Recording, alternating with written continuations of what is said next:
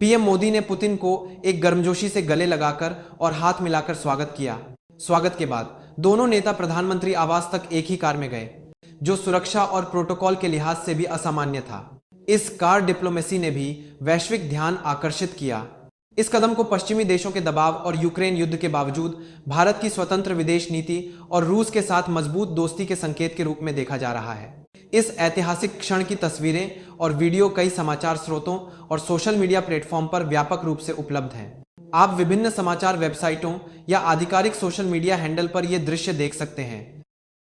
कुछ सर्कस चल रहा था और टेंशन्स भी थी, लेकिन अल्टीमेटली जो पाकिस्तान में होता है, आर्मी ही रूल करती है और आर्मी ही रूल करेगी।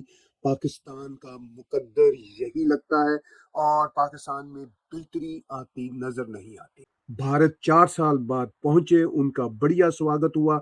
वेस्टर्न वर्ल्ड ऑफ कोर्स उनके भारत में विजिट पे बहुत खुश नहीं होगी, लेकिन वेस्टर्न वर्ल्ड ने भी भारत के खिलाफ और रशिया के खिलाफ बहुत कुछ करके देख लिया।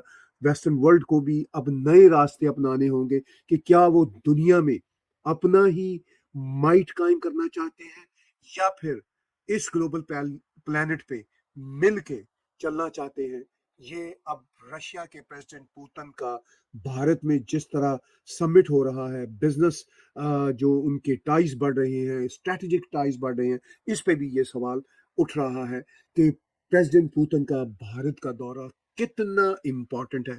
इस पे भी आज के व्लॉग में फाइनली जिस घड़ी का इंतजार था, आज अगर हम लोग व्लादिमीर पुतिन की बात करें, प्रेसिडेंट ऑफ रशिया की बात करें, तो इंडिया में लैंड कर चुके हैं एंड नरेंद्र मोदी ने खुद उनका बहुत कह लें कि बड़ा ग्रेट ग्रैंड वेलकम करते हुए दिखाई दिए हैं with the red carpet. Specially अगर देखा जाए तो 2019 में कुछ हालात खराब हुए थे रशिया के और इंडिया के, लेकिन नरेंद्र मोदी की बात की जाए तो उन्होंने कहा था कि Russia is our best friend और हमारे मुल्क का हर एक बच्चा इस बात को अपने दिमाग में बिठा ले। और फाइनली कह लें कि सक्सीड हो चुके हैं मोदी ट्रंप को, पुतिन को अपने मुल्क में बुलाने के लिए। और जैसे कि पहले बता चुके थे, एक सिविल न्यूक्लियर जो प्लांट है उसको कह लें कि इंडिया में लगाया जाएगा। और स्पेशली अगर बात की जाए तो इंडिया ने F-35 अमेरिका के रिजेक्ट करके SU-57 की जो कह लें कि एक प्रोडक्शन है वो मेड इन इंडिया में स्टार्ट की जाएगी। एंड सेकेंडली अगर बात की जाए तो पुतिन ने इंडिया में आते ही कहा है कि India third largest biggest economy है और हमें जरूरत नहीं है कि हम G8 को ज्वाइन करें। G8 चाहूँगा कि इंडिया की पॉलिसी बड़ी वाज़ेह है, वो अपनी इकोनॉमी को लेके बहुत कॉन्शियस हैं और मोदी इसीलिए वो दोबारा प्राइम मिनिस्टर बना कि उसने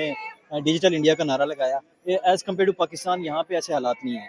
यहाँ पे इंडिया ने हमेशा अमेरिका ने अपने मकासद के लिए यूज़ किया है, अफगान वार देखने या ज़िया-उल-हक के दौर में। और अब जो पीस नोबेल पीस प्राइज़ के लिए ट्रंप ने कहा कि मुझे वो प्राइज़ चाहिए, तो हमेशा से अमेरिका का ऐसे ही रहा है कि वो हमें यूज़ करता रहा इन चीज़ों के।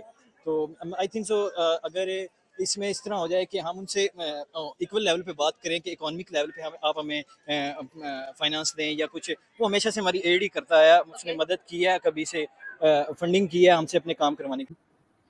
लेकिन सर हमने ये भी देखा कि ट्रंप ने बहुत तरह से रोकने की कोशिश की थी, भारत को कहा था कि जी आप ऑयल नहीं ले सकते हैं रशिया से, और कई तरह की बातें हुई, टैरिफ की बात हुई। तो इस वक्त आपके ख्याल से अमेरिकन गवर्नमेंट किस तरह से देख रही है इस मीटिंग को या इस विजिट को? अभी तक तो कोई स्टेटमेंट आया नहीं है यूएस गवर्नमेंट की तरफ से, और वही बरतानिया, जर्मनी और फ्रांस के जो ऑनवॉइस हैं उनके तरफ से मैसेज आए, विच इंडियन एम्बेसी, इंडिया की जो मिनिस्ट्री ऑफ एक्सटर्नल अफेयर्स ने काफ़ी सख्त जवाब देने की कोशिश की। बट जहाँ तक कि अमेरिका का जो डिस्कशन हो रहा है, America has got what it wanted ना। India has stopped buying Russian oil, Ambani तो पूरी तरह से बंद कर दिया है। और दूसरी चीज़ ये है कि इंडिया अमेरिका से गैस जो महंगी होती है वो भी खरीद रही है। सो फॉर राइट नाउ अगर अमेरिका से कुछ पूछें तो this India is sort of in compliance with American demands, कह सकते हैं कि जो अमेरिका ने डिमांड किया था वो कंप्लाई कर रही है इंडिया।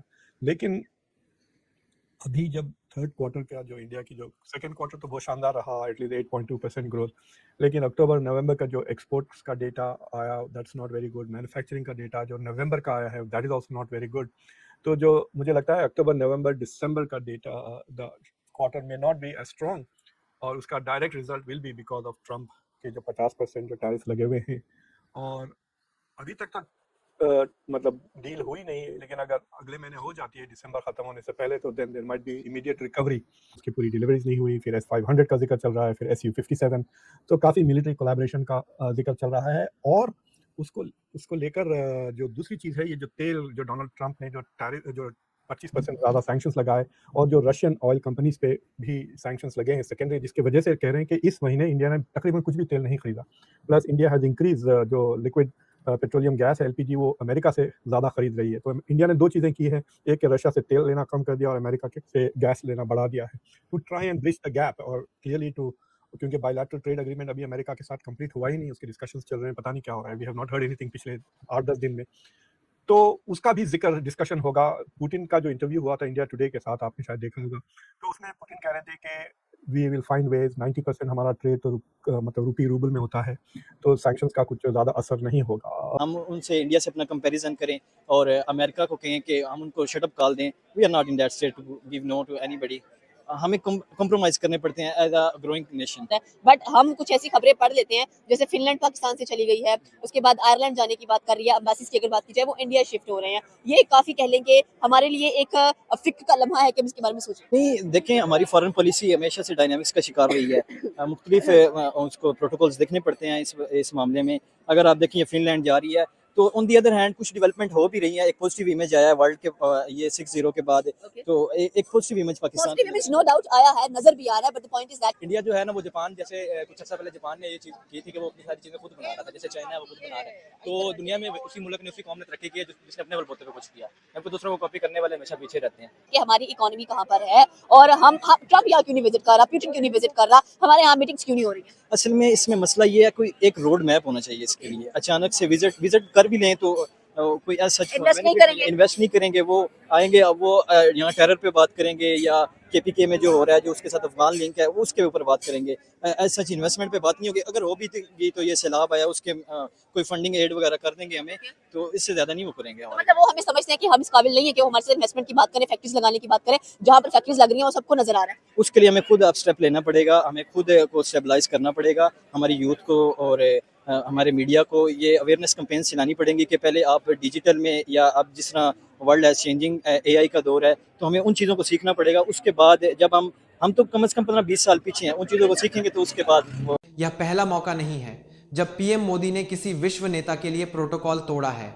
उन्होंने पहले भी पूर्व अमेरिकी राष्ट्रपति बराक ओबामा, यूएई के राष्ट्रपति मोहम्मद बिन जायद अल नाहयान और इजरायली प्रधानमंत्री बेंजामिन नेतन्याहू जैसे नेताओं का विशेष स्वागत किया है, जो व्यक्तिगत कूटनीति के महत्व को दर्शाता है। आप लोग इस विषय पर क्या सोचते हैं? अपनी राय जरूर रखें। चैनल पर नए हैं तो सब्सक्राइब कर लें। बहुत बहुत धन्यवाद।